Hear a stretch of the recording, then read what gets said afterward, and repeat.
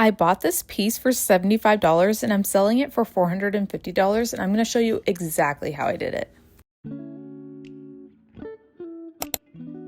Hi guys, welcome back to my channel. If you're new here, my name is Tay, and today I'm working on this solid wood vanity that I found off Facebook Marketplace for only $75. This piece is in near perfect condition. Other than a few minor dents and dings, it just needed a little reshaping. I always like to start off by removing anything that might get in the way while I'm sanding. For this piece, it was the mirror and the mirror framing. Removing the mirror was exactly what I expected, but when I went to remove the frame, I struggled. I have never seen this kind of screw for furniture before, and it was really hard to get into that nook and unscrew it. But luckily, I got it figured out.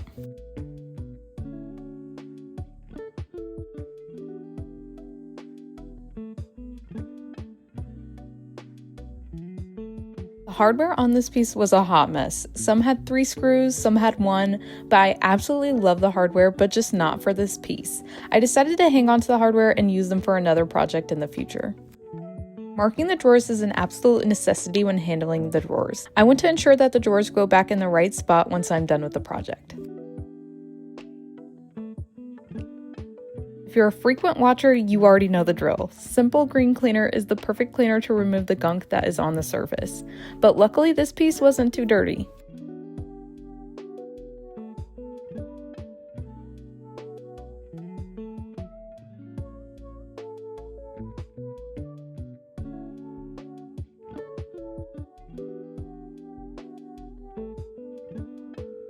There were a few minor holes from the normal wear and tear, but also a few holes from the millions of screw holes on the drawers. So I used Bondo filler. This stuff works perfectly, but it smells horrible. So make sure you're working in a well-ventilated area when using it. Also, if you choose to use Bondo, note that it dries quickly, so make sure that you move quickly when filling holes.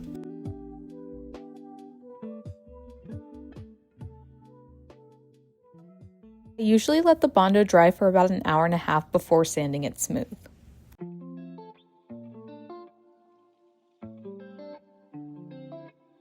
To kick off my sanding process, I chose to start off with 120 grit sandpaper. I wasn't entirely sure if the wood underneath was full hard wood, so I chose 120 just to be safe. After a few seconds of sanding, I was met with beautiful pine wood.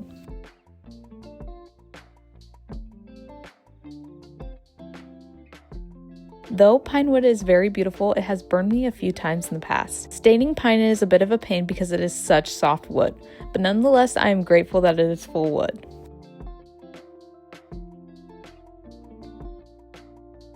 I decided to stain the top of the vanity and paint the rest, so I went in and scuff sanded the entire piece to ensure that the paint would adhere properly to the vanity.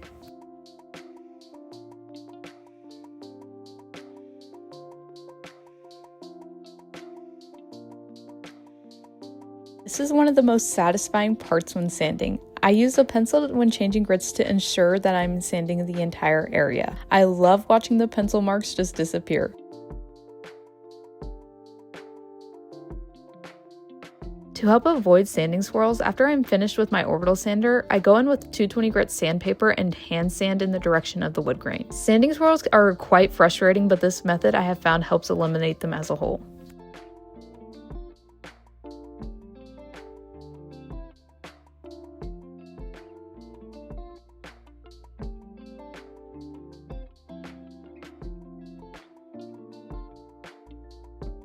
Looking back at this video, all I want to do is scream at past me. I went in with dark walnut stain from Midwax, but I missed the most important step in the staining process. I missed the pre-stain step. Pre-stain is so important to ensure that your stain applies evenly, especially when you're dealing with pine wood. I could not figure out for the life of me during the time why the stain looked like it did, but now I know why. I decided to take a break from the staining process, then come back to it after I painted my piece.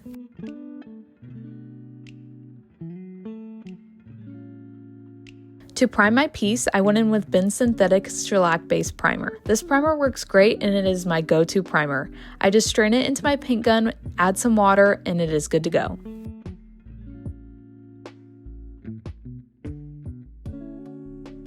If you watched a few of my other videos, you would know that sometimes I struggle with paint drips on my projects. Someone commented under my last video with a few tips and tricks when using a paint gun. The biggest tip was to only overlap about 50% of the previous line.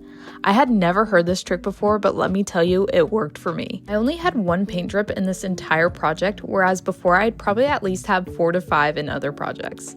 So thank you, Bex, for the lovely trick.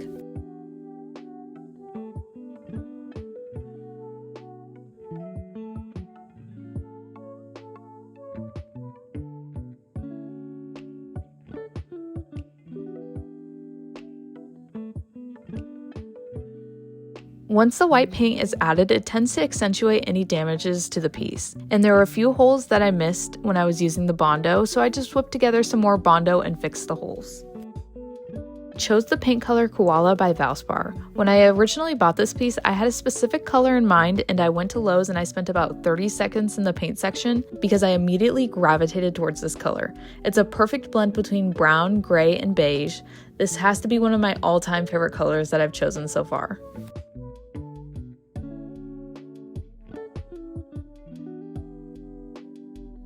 Using the paint gun is so satisfying, and I know it's bad for you, but I love the smell of paint. Don't worry, I wear a mask while painting, but it's one of those odd things that I love. You'll have to let me know if you like the smell of paint as well. A little over a year ago was the first time I had ever painted anything outside of art class. Growing up, my family only rented, so we weren't allowed to paint the walls. So when me and my fiance bought our first home last year, I was so excited to paint our new home. I quickly realized I did not miss out on much growing up, and it is very tiring. So I refuse to use paint brushes now, and I only use a paint gun. It's crazy how much can change in a year. I then go in with my top coat in the Sheen Satin. This is a great fast drying top coat, and it is one of my favorites. Sometimes the top coat can cast a light blue color onto the paint, so sometimes I just leave a little bit of leftover paint in my paint gun and add some top coat to it and give it a good mix and use it. I will note that adding water makes the top coat way too runny, so I suggest not using water to strain the top coat. This was the part I was dreading the entire project, was coming back to resand the top of the vanity and restain it. As mentioned before, staining pine drives me up a wall, but I knew I had to get it done.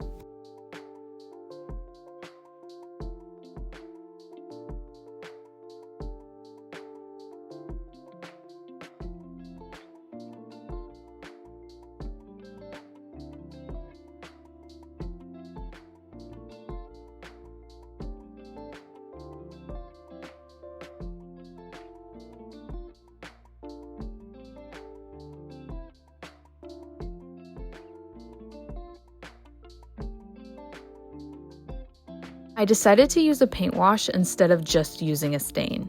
I mixed together 1 part of the Koala paint that I used in the project and 5 parts water and gave it a good mix, and used it on the top. I gave it about a day to dry.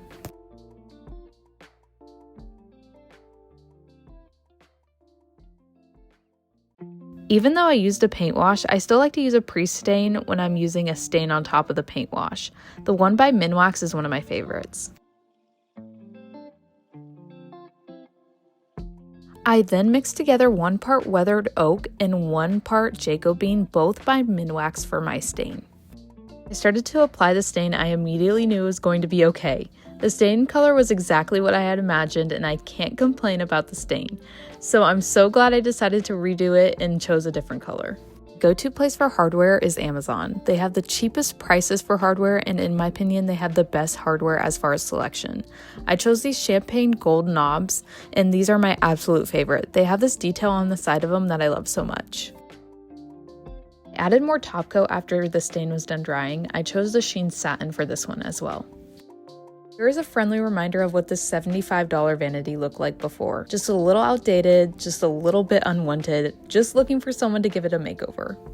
And here's what it looks like now. I'm so happy with how it turned out. It is exactly how I imagined it in my head.